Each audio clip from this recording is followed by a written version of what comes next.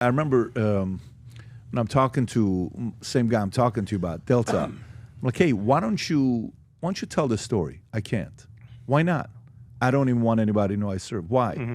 Well, because we made a pact. Yes, they did. So you don't want. It says, Pat, I'm telling you nothing. Write a book. No. What if you can make some? No, nothing. He didn't want to do anything about it. He didn't want to talk about it. Delta's the best in the world about that. Why is that though? They are just really good. They're very prideful about the secrets of their mission and what they do together. They don't want anyone to know. Why is that? I don't know. They just respect it. Like I've been to their compound and they've got trophy cases and whatnot, but there's curtains over them. No one can see them unless you're a guest specifically, like from another unit. And then when everything's secure, they'll bring them up and you can see like Saddam's guns and shit like that, stuff they did in Colombia. But then they put the curtains back. They don't tell anyone anything. Get out of here. And even people say to me, they're like, yeah, silent professional. I'm like, Navy SEALs? No, we're not. Delta is the silent professionals, not us. We're, granted, there is stuff I don't say, but SEALs are not exactly known for being the silent professional. Delta is, and they're really good about it, and they're very professional. Where does that come from, though? That has to come from the top in training, right? So, history. Didn't the founder of Delta write a book about? Didn't Charlie Beckwith, is that his name? I think something like Inside Delta Force. Yeah, he did. But he wrote a book about it, right? So, if the founder did that, then the rest of the guys don't. Who at one point said, "Guys, I don't care if the founder." Yeah, I thought he wrote a book about it. If I'm not mistaken, I think he wrote Inside Delta Force. Didn't he live in Frisco, Texas, or somewhere in Texas? I thought he moved to like Frisco. Yep, he died in Austin. But he used to. Did he ever live in Frisco, Texas, or Dallas, Texas? Can you see Dallas, Texas, or Frisco? Nothing? No. Interesting. Yeah, everybody would talk about how this guy wrote a book. But the Delta guys, you can't get shit out of them. They didn't like that. And I mean, to my friends who were at Delta or veterans from Delta, they were not happy with his book. But we've seen it with Richard Marcinko. He founded SEAL Team 6, and he wrote a book. He couldn't get it approved, so he wrote it based on fiction. And he was like, they would say, well, people up top would say bad things about him, but shooters loved him because he got in trouble for doing the right thing for his guys, getting the guns you need, getting you the plane tickets you need, doing the job you need to do. And he was loved. I don't really know. Well, Delta's so secretive. I don't really know what they think about him either. I'd work with Delta, and they're fantastic. So what was the biggest thing that you sensed about them? You got Air Force, you got the paratrooper, you got all these other guys. What was about Delta that was different than everybody else? My initial reaction to Delta, this is no bullshit. The first time I worked with them was when I would just checked into SEAL Team 6. My initial reaction was, that's Delta. I really hope I meet the guy who eventually kills Osama bin Laden. That would be so cool. Because you thought it would be a Delta. Of course they're going to get it. It's going to be in a landlocked country. Why would SEAL Team 6 get it? Delta's going to get it. I think we got it because they concentrated on Iraq and we stayed in Afghanistan. Does everybody know, like, is the consensus, like, you know how in the NBA, you ask the current players who's the greatest player of all time, young kids will say LeBron, but a lot of guys will say Michael. Does everybody know tier one that Delta's the way to go? I probably shouldn't say this, but you can tell Michael Jordan's the best because he's never said he is. And I'm not saying Delta's the best because they don't say they are. Because, I mean, if you ask me right now, we're better. Our tactics are better. We operated better. But pull a Delta guy, if you can get him here, he'll tell you the same thing about them. And they were they were awesome. But if somebody watches this right now, the way you describe Delta is that Delta's better than SEAL Team 6. No, I didn't say that. No, we're better. I'm going to make that clear. Our tactics were better. I think we are. Tactically. Yes. Tactically, but they're gonna pick us apart too. Because our tactics were different. It's hard to say. They were awesome.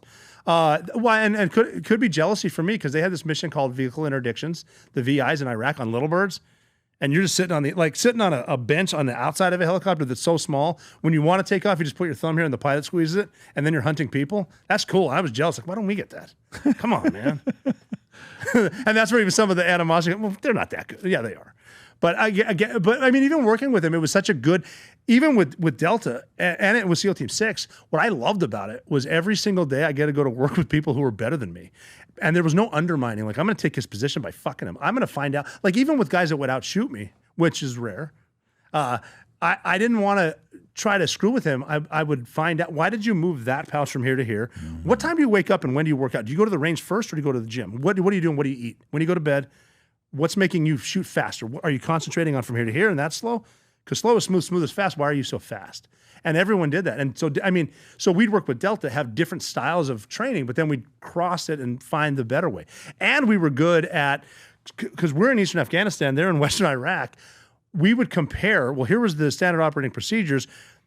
Al-Qaeda knows what we're doing, sort of. How did they adjust and how did you readjust? And I got to tell my guys, so what's just to be prepared to get there. What worked, what didn't? Delta got hit really hard because one of our Vietnam tactics was when there's an open door, wide open, run in there. We got to solve the problem. Al-Qaeda knew that from whatever they read. So they would have doors open. Some guys would run in. All of a sudden, there's 2 PKMs and they're shooting at them. So that's when we all figured out, okay, we got to slow the fuck down. Who was most impressive in that with speed? Who did you see where you're like, holy shit? Well, when I first checked into Red Squadron, because we finished selection for SEAL Team 6, and close quarters battle was our bread and butter. For us, combat comes down to an entry point. We're going to go here and we're fighting right there. We were just... we finished selection all based on close quarters battle, 9 months straight. And I thought we were fast because the way you want to train someone with CQB is white lights, loud music, fast as you can, because I want to see how you handle stress.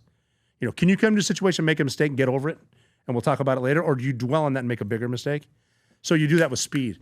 But then with speed, you get everyone on point. And I checked into Red Squadron. I'm in with the train now with my squadron, and they're gone.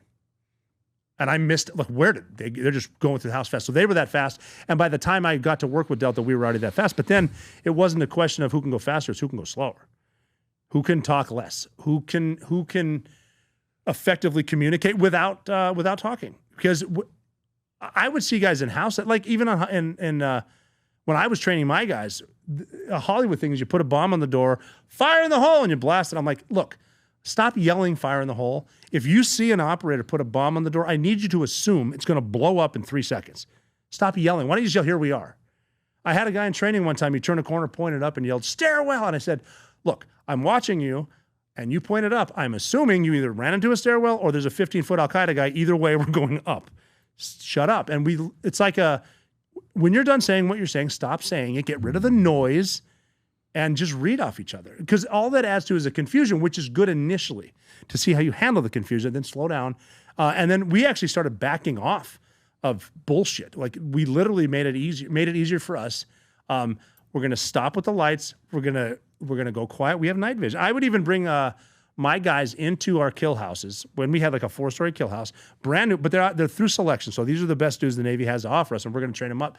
And in order to show them why it's better to go with night vision and quiet instead of running, because one of the attitudes was, well, we're going to get in a fight anyway. Let's get it on. It's like, all right, you're going to stand in the middle here, and here's your guy. Like, we have simunition, which is like paintball. You guys stay in this room. 2 teams are going to come in and get you. You can shoot them whenever you see them, and then turn the lights off. Now, my guys have night vision.